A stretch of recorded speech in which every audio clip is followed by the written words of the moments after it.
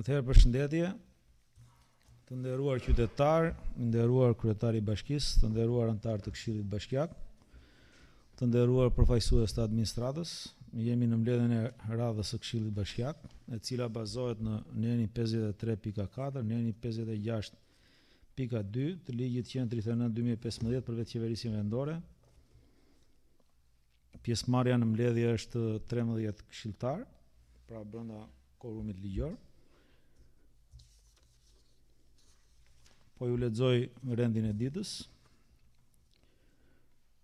Pika 1, miratimi i rendit ditës. Pika 2, miratimi i procedurbalit mbledhjes Këshillit datë 15/10/2025. Pika 3, informacion mbi vendimet e miratuara mbledhjen e datës 15/10/2025. Pika 4, projekt vendim për dhënien e ndihmës ekonomike nga të ardhurat e bashkisë për muajin shtator 2025. Pika 5, projekt vendim për dhënien e ndihmës ekonomike nga fondi kushtëzuar 6% për muajin shtator 2025. Pika 6, projekt vendim për miratimin e planit 5 vjeçar strehimi 2025-2029. Pika 7, për zvendësimin e përfaqësuesit të Këshillit Bashkisë Patos në Këshillin e Qarkut të Fier. Pika 8, për miratimin e raportit për një zvendësim në vendim e Këshillit Bashkiak nr. 41 datë 27/7/2023 për rishqyrtimin, miratimin dhe përbërjen e kryesisë komisionit përhershme i ndryshuar. Pika 9, propozim për fillimin e procedurave për zgjedhjen e kryetarit të fshatit Dukas dhe antarit të kryesisë të këtij fshati. Pika 10, kërkesë numër 26/10 protokoll datë 03/09/2025 për dhënien e ndihmës menjëhershme. Kemi ndonjë propozim për të shtuar apo për të hequr një pikë nga rendi i ditës? Atëherë meqense s'kemi, kush është dakord me rendin e ditës? 13 pro, asnjë kundër, miratohet. Kalojmë në pikën 2, miratimi i procedurbalit mbledhjes Këshillit datë 15/10/2025. Materialin e keni të gjithë, kështu që ngelet ju pyes nëse keni ndonjë vërejtje apo korrigjim, për korrigjimin e procedurbalit. Atëherë meqense s'kemi, miratohet edhe pika 2. Pika 3, informacion mbi vendimet e miratuara mbledhjen e datës 15/10/2025. Të lutem, Rafaela. Përshëndetje të gjithëve. Në mbledhjen e datës 15/10/2025 u morën gjithsej 4 vendime nga numri 63 deri në 66. Vendimet janë zbardhur në afat dhe janë përcjell drejtorive përkatëse për ekzekutim. Nga këto vendime, vetëm vendimi me numër 63 i është përcjell prefekturës dhe ka ardhur përgjigja se vendimi është në përputhje me ligjin. Faleminderit. Faleminderit Rafaela. Kalojmë në shqyrtimin e pikës 4, projekt vendim për dhënien e ndihmës ekonomike nga të ardhurat e bashkisë për muajin shtator 2025. Pika 4 ka kaluar edhe në Komisionin e Ekonomisë për shqyrtim, e cili bazë ekzekutivi do na japë një opinion. Përshëndetje të gjithëve. Faleminderit kryetar. Atëherë, sektori shërbimi social i paraqet Këshillit Bashkisë Patos për miratim projekt vendimi numër 65 datë 15/10/2025 për dhënien e ndihmës ekonomike nga të ardhurat e Bashkisë Patos për muajin shtator 2025. Sektori shërbimi social propozon të përfitojë ndihmë ekonomike nga fondet e buxhetit vendor për muajin shtator 2025, gjithsej 16 familje me një fond total prej 68.273 lekë. Familjet përfituese janë sipas listës dhe relacionit me të cilin ju kemi njohur paraprakisht. Për sa më sipër kërkojmë nga ana juaj miratimin e këtij projekt vendimi. Faleminderit. Faleminderit. Fjalën e ka kryetari i Komisionit të Ekonomisë. Lori. Përshëndetje të gjithëve. Komisioni i Ekonomisë u mblodh ditën e martë dhe pasi shqyrtoi projekt vendimi të cilin e relatoi ekzekutivi, rezulton se ky projekt vendim është në përputhje me bazën ligjore dhe kemi miratuar pas një ndryshim, duke votuar me 3 vota pro. Faleminderit. Faleminderit Lori. Jemi të hapur për diskutime, nëse kemi ndonjë pyetje, ndonjë diskutim. Nëse jo, atëherë propozoj të kalojmë në votim pikën 4, projekt vendim për dhënien e ndihmës ekonomike nga të ardhurat e bashkisë për muajin shtator 2025. Kush është dakord? 13 pro, asnjë kundër, miratohet pika 4.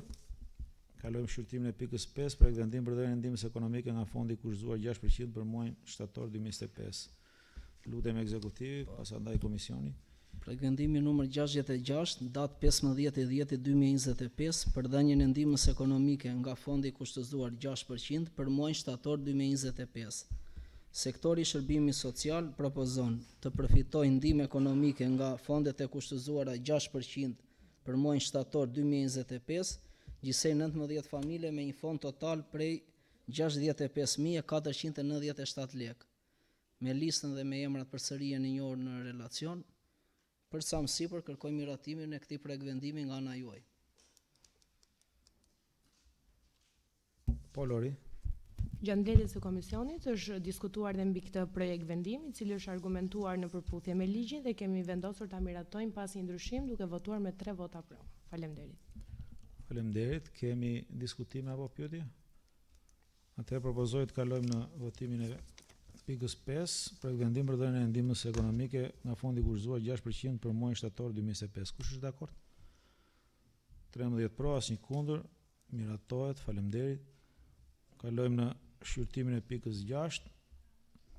Projekt vendim për miratimin e planit 5 vjeçar të strehimit 2025-2029. I lutem përfaqësuesit e ekzekutivit. Pasandaj komisioni që e ka shqyrtuar.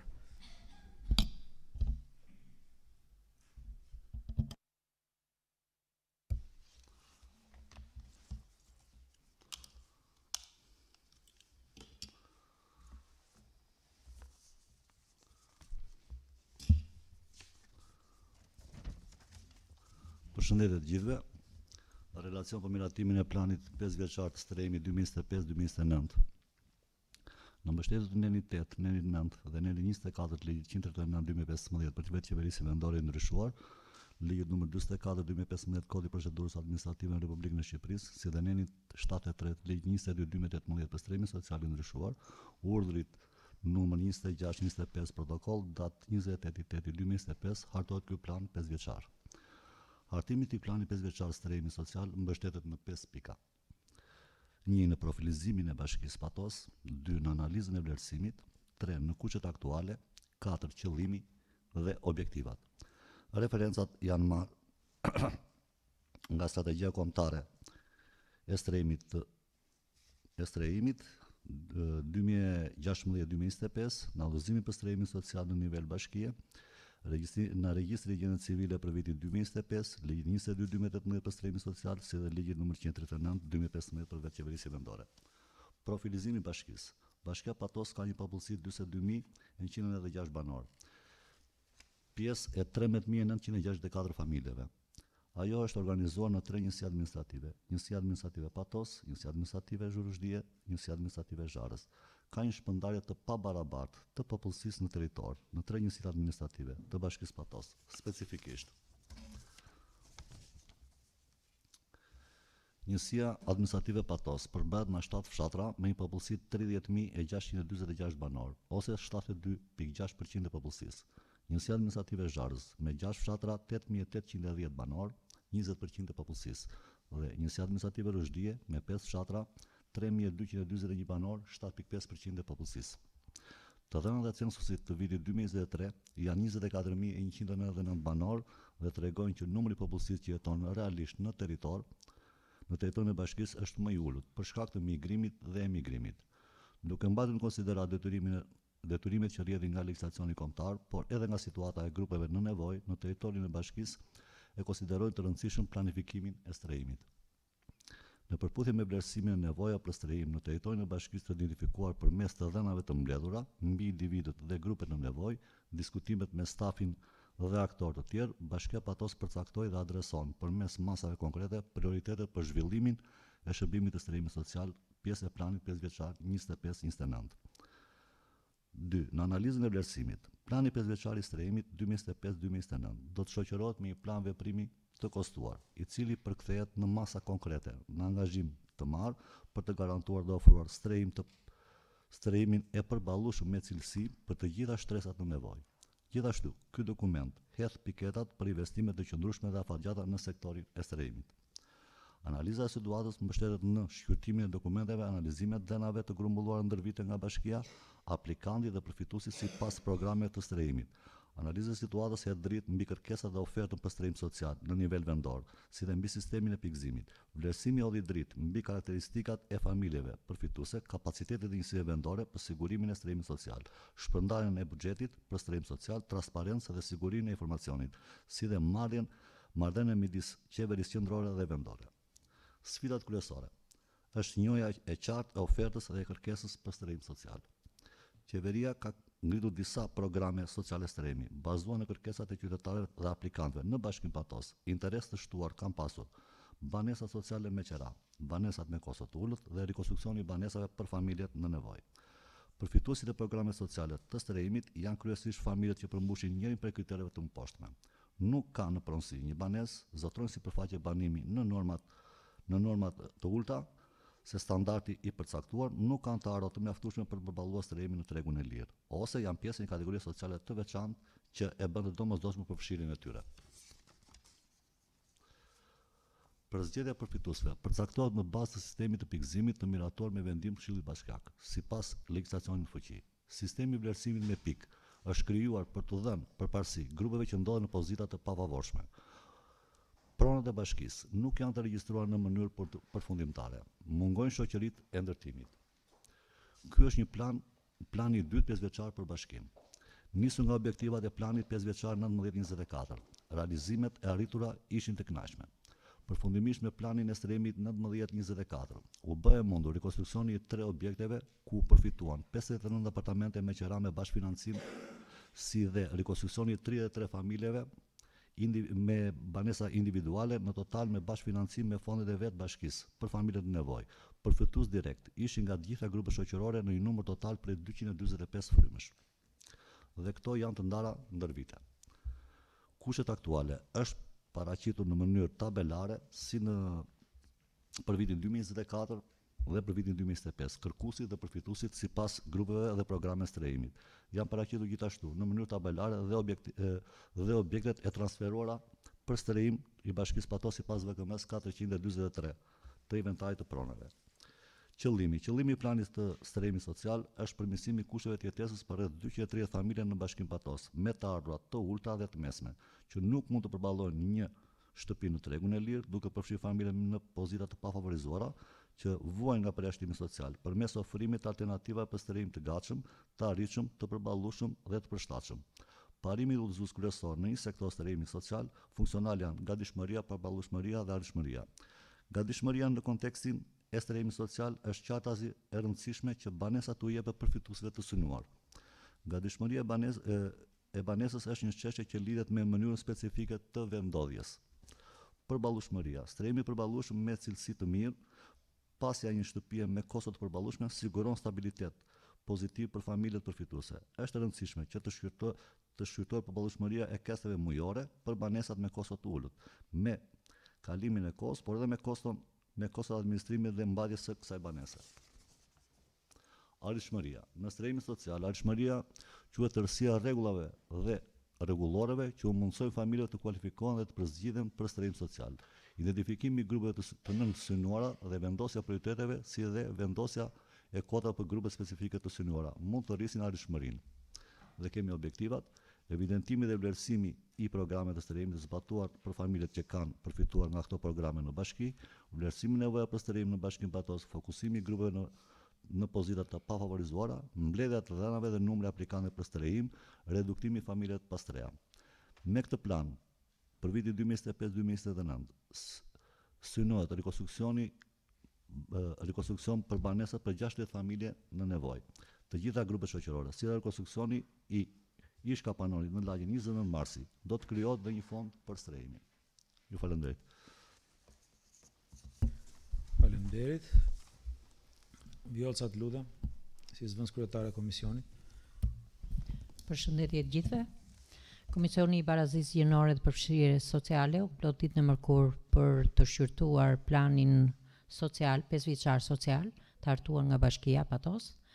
Me diskutimet e bëra, komisioni vendosi me 3 vota ta miratoj këtë plan, por një sqarim desha unë si person nga ana e kryetarit, një sqarim të vogël, nëse për banesat të cilat kanë kaluar me VKM si pronësi e bashkisë, pra kanë qenë pronësi e ministrisë dhe kanë kaluar pronësi e juaja, për qytetarët që kanë aplikuar me dokumentacion dhe kanë mbi 40 vite që jetojnë ato banesa, si do vazhdohet procedura për këto? Do të thonë, jashtë programeve që ka bashkia për grupet e interesit, grupet në nevojë apo familjet në vështirësi apo familjet rome dhe egjiptiane, për t'i ndihmuar, si do veprohet me këto familje të cilat kanë aplikuar, kanë çuar dokumentacion për hipotekim të banesave të tyre dhe kanë vite, nuk janë strehuar nga bashkia, po janë strehuar nga ndërmarrjet aktuale atëherë të naftës në këto banesa. Si do veprohet me këto familje? Një sqarim desha lidhur me këtë problem.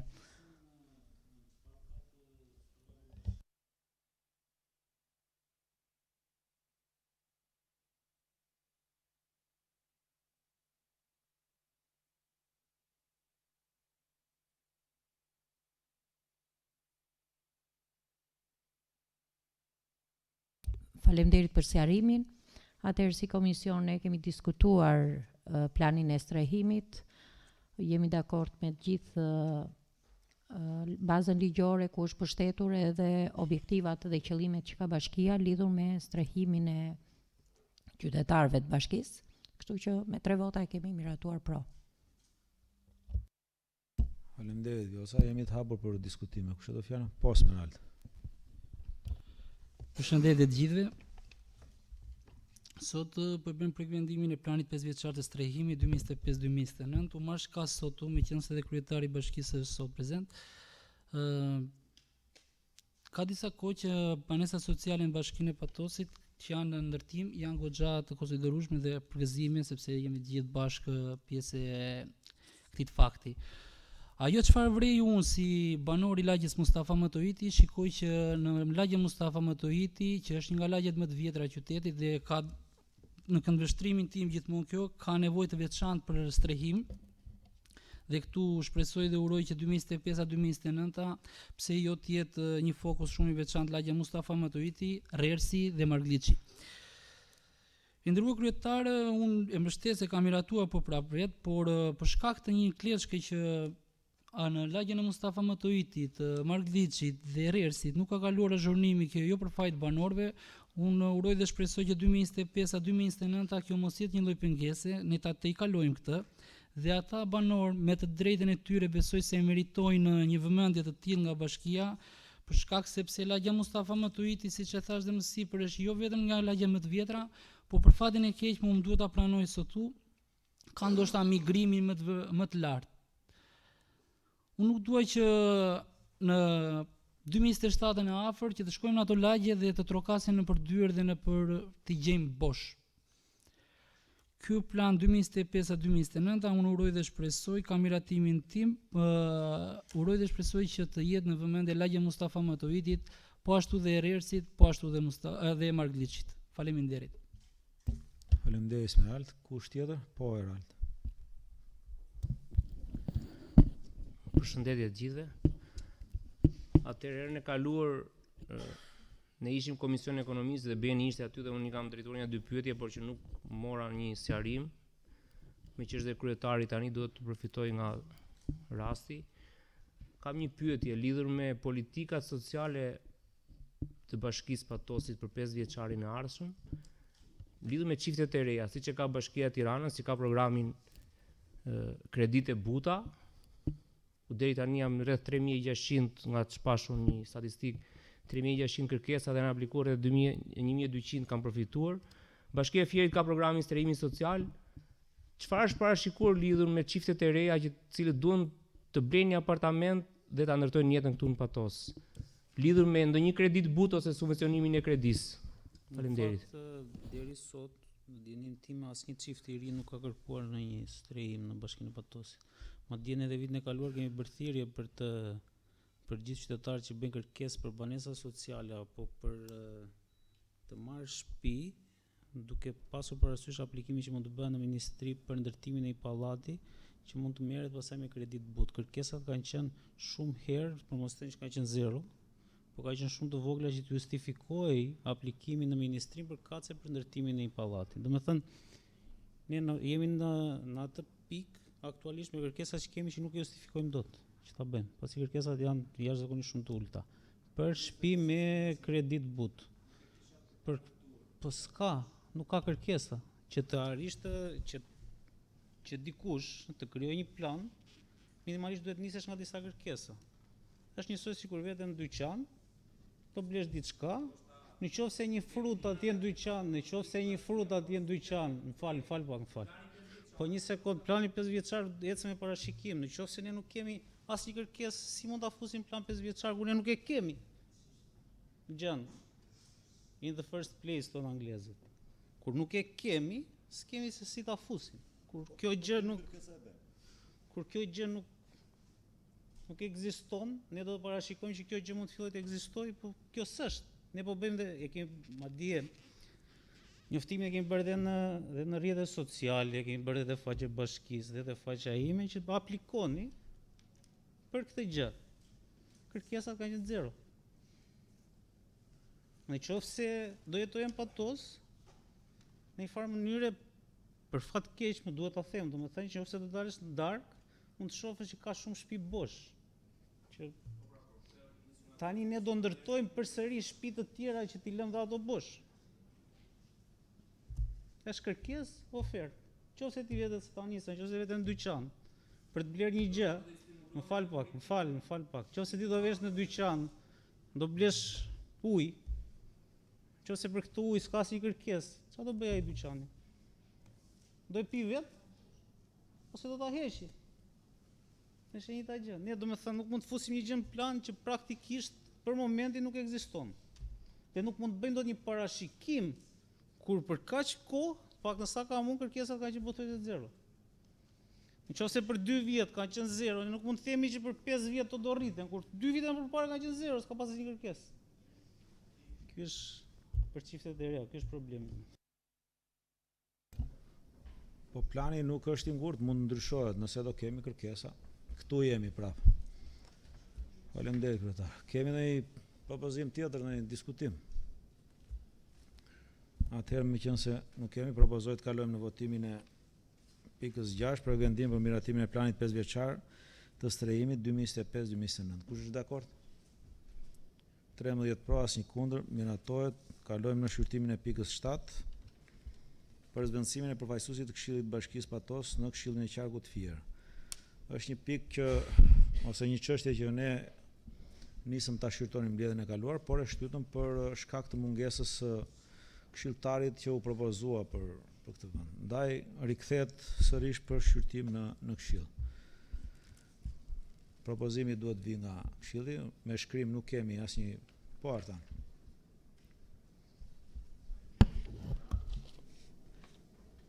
Besoj herën e kaluar unë falenderoj dhe këshilltarët që propozimin tim për kalimin e kësaj pike në mbledhjen e ardhshme u kuptua dhe ne jemi në të njëjtat kushte.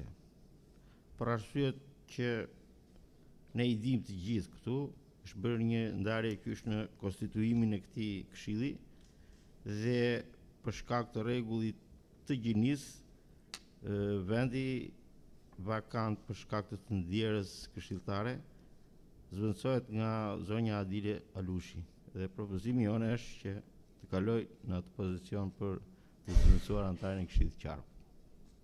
Faleminderit. Faleminderit Artan. Kemi ndonjë? Atëherë meqense s'ka propozim tjetër, propozoj të kalojmë në votim emrin e propozuar nga kryetari i grupit Partisë Socialiste, zvendësimin e të ndjerës Enkeleda me Adile Alushaj. Kush është dakord? 13 pro, asnjë kundër, miratohet. Shumë faleminderit. Kalojmë shqyrtimin e pikës 8 për miratimin e raportit për një zvendësim vendimi Këshillit Bashkiak numër 41 datë 27/7/2023 për rishqyrtimin, miratimin dhe përbërjen e kryesisë komisioneve të përhershme i ndryshuar. Kemi të bëjmë me të njëjtin rast, pra me vakancën e krijuar për shkak të humbjes jetës të këshilltares Engeleda Ayazi. Gjithë procedura bazohet në nenin 54 shkronja I, neni 75.4 ligjit 139/2015 për vetë qeverisjen vendore. Pra zvendësimi në të dyja rastet, në Komisionin e Barazisë Gjinore dhe Përfshirje Sociale dhe Komisionin Arsim, Shëndetësi, Kulturin I dhe Sportet, e ndjera Engeleda Ayazi zvendësohet me Adile Alushaj. Kush është dakord? 13 pro, asnjë kundër, miratohet. Faleminderit. Po Alba. Atëherë, një kërkesë, duke qenë se për të dy komisionet ne bëjmë shumicën e antarëve që jemi prezent, do të kërkoja që pas mbledhjes së Këshillit, antarët e komisionit të qëndrojnë këtu që diskutojmë edhe një herë konstituimin e komisioneve. Po, të gjithë antarët e të dy komisioneve, siç e kërkoi edhe një antare që është në të dyja komisionet, Alba, mund të mblidhen dhe mbasi të kenë mbaruar mbledhjen, njoftojnë Këshillin me shkresë përkatëse për zgjedhjen që kanë bërë. Me kryetar zëvendës kryetar në këtë rast.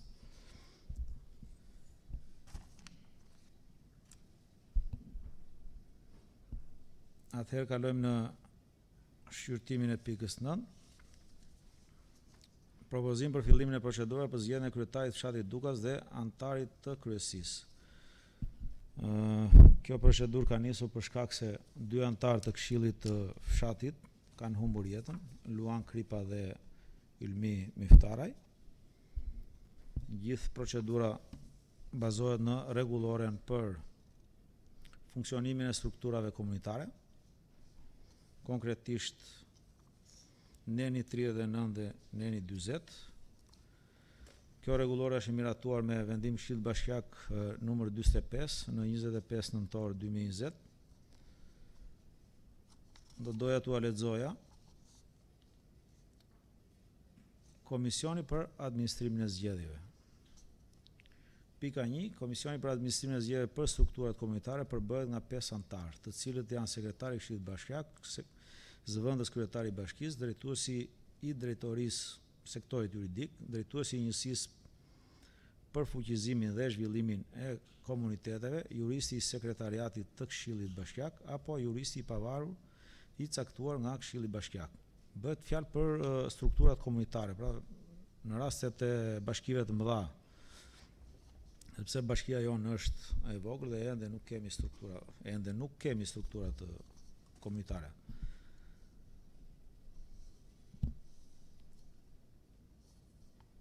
Neni 40 përcakton qartë rregullat për komisionin e strukturave të fshatit për monitorimin e zgjedhjeve. Procesi I zgjedhjes së kryesisë dhe kryetarëve të fshatrave dhe I këshillave ndër lista komunitare mbikëqyret nga Këshilli Bashkiak, e cila është edhe drejt ligjore. Këshilli me vendim ngre Komisionin Qendror për monitorimin e zgjedhjeve të strukturave komunitare në nivel bashkie. Komisioni ka 5 antarë dhe përbëhet nga kryetari I Këshillit apo I autorizuari prej tij, kryetari I Komisionit për strukturat komunitare, një këshilltar nga opozita më e madhe në Këshillin Bashkiak, zëvendës kryetari I bashkisë dhe një nga administratorët e njësive administrative të caktuara nga kryetari I bashkisë. Komisioni I paraqet Këshillit Bashkiak raportin e monitorimit të zgjedhjeve jo më vonë se 10 apo 15 ditë nga përfundimi I zgjedhjeve në secilin fshat apo lagje.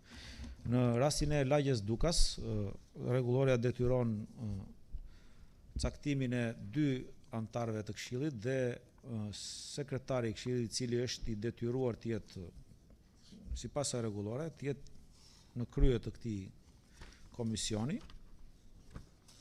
Ndaj dhe ne duhet të marrim një vendim sot për antarët e Këshillit, sepse të tjerat I ka përcaktuar rregulloria.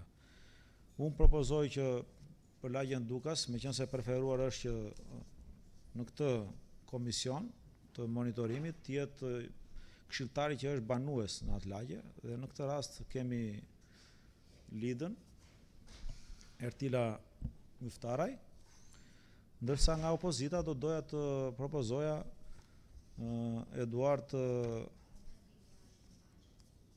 Adilja nuk është sepse është Aranidas, besoj bën pjesë të Kuqari. Ta nuk kanë antar përfaqësim, po Dukas. Ose mund të jetë Adilja, nuk është problem fare. E marrim ne vendimin këtu. Kemi ndonjë propozim tjetër përveç kësaj që sapo thash?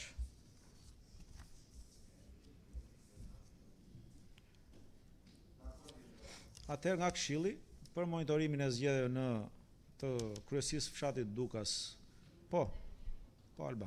Doja vetëm duke qenë se për këta të dy antarët ne kemi edhe një përfaqësues familjar këshilltare këtu, të shpreha në emër, do ma lejoni në emër të gjithë këshilltarëve, mirënjohje për çdo kontribut që kanë dhënë, sepse ata kanë qenë dhe zëri jonë dhe kanë bërë detyrën edhe më shumë se detyrën në pranë komunitetit dhe me çdo qytetar. Kështu që faleminderit dhe mirënjohje në emër të Këshillit Bashkiak Patos. Faleminderit Alba. Jemi duke marrë masa që të zhvillojmë një ceremoni të themi zyrtare në lidhje me këtë fakt. Atëherë kemi ndonjë propozim tjetër? Atëherë për monitorimin e zgjedhjeve në fshatin Dukas, propozoj të jetë Ertila Myrtaj dhe Adila Lushaj. Pra një pjesë e opozitës dhe pjesë e grupit të pozitës, si dhe sekretari i Këshillit Bashkiak. Kush është dakord? 13 pro, asnjë kundër, miratohet. Shumë faleminderit.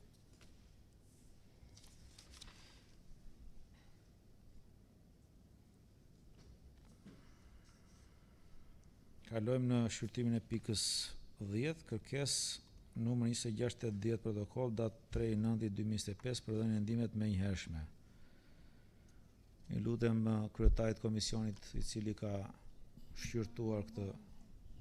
Zëvendës kryetari, në rastin e mungesës kryetarit, zëvendës kryetari.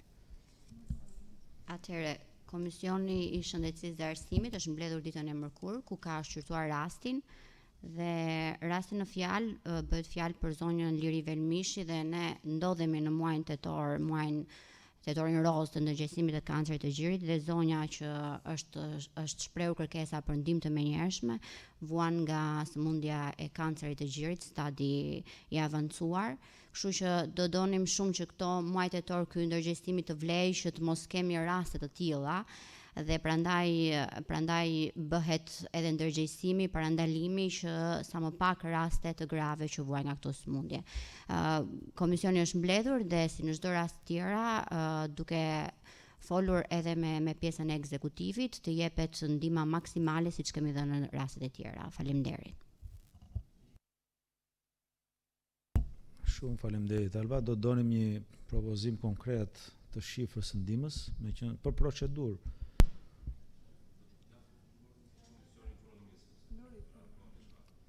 Lori, a keni diskutuar në komision? Sa ka qenë shifra që është propozuar? 150.000 lekë të reja? Okej.